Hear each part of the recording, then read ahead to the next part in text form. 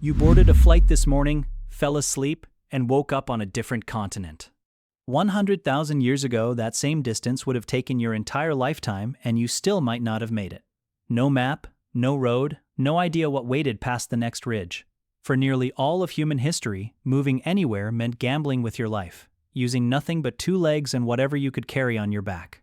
For roughly 300,000 years, every journey a human ever took happened at walking pace, and that single limit shaped where we lived and how far our species ever spread.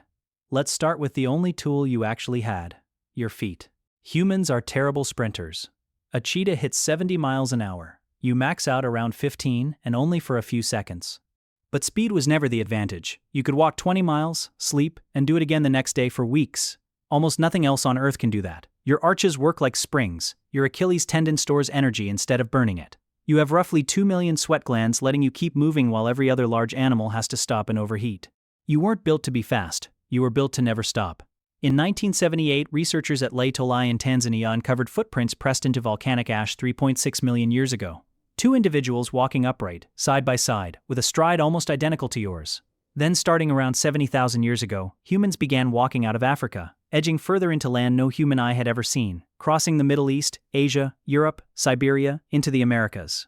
Roughly 15,000 miles, without knowing if the destination even existed.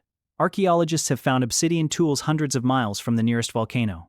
These groups covered huge distances on purpose, to trade and connect, but walking only works until something blocks the way. And water blocked everything, for hundreds of thousands of years.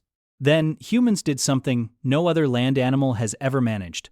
They crossed water on purpose. On the island of Flores in Indonesia, researchers found stone tools dating back roughly 800,000 years. Flores has never been connected to the mainland, not even during the lowest sea levels of the ice ages. At least 12 miles of open ocean always separated it from anywhere else. Around 65,000 years ago, humans crossed from Southeast Asia into Australia, at least 60 miles of open water you cannot see across. Someone built something that floated, aimed it at a horizon with nothing visible beyond it, and paddled anyway. The Polynesians took this further than anyone, crossing the Pacific in double-hulled canoes, navigating by swells, bird flight, and cloud color alone. They reached Hawaii, Easter Island, New Zealand, some voyages crossing over 2,500 miles of open water with nothing in between. Walking conquered land. Boats conquered water. But one problem remained. You can walk 20 miles. You cannot walk 20 miles carrying a 200-pound animal you just killed. The real limit was never distance. It was weight. So humans cheated, first dragging a kill on a hide. Then the travois, 2 poles lashed into a V with a platform slung between, letting one person move over 100 pounds. Around 15,000 years ago came the real breakthrough. Not a tool, but a partnership. Humans domesticated dogs and put them to work hauling weight across Arctic snow. But dogs only scale so far. About 5,500 years ago, on the steppes of modern Kazakhstan, a culture called the Bote figured out the horse. We know because of bit wear on horse teeth and mare's milk residue baked into ancient pottery. They rode them, milked them, and rebuilt their entire way of life around them. The horse changed everything. For nearly 300,000 years, the fastest a human could travel was about 4 miles an hour. On horseback, you could hit 30. In a single generation, the world got 8 times smaller. Warfare changed forever, because an army on horseback could reach you before you ever knew it was coming. One invention still took an absurdly long time to arrive. Humans crossed every ocean on Earth before anyone invented the wheel. The oldest known wheel, found in the marshes of Slovenia, is roughly 5,200 years old. The wheel wasn't humanity's first great transportation leap. It was nearly the last, and it didn't even start as transportation. The earliest wheels spun pottery, not people. Around 2000 BC, the spoked wheel arrived. Lighter, faster, strong enough for real cargo.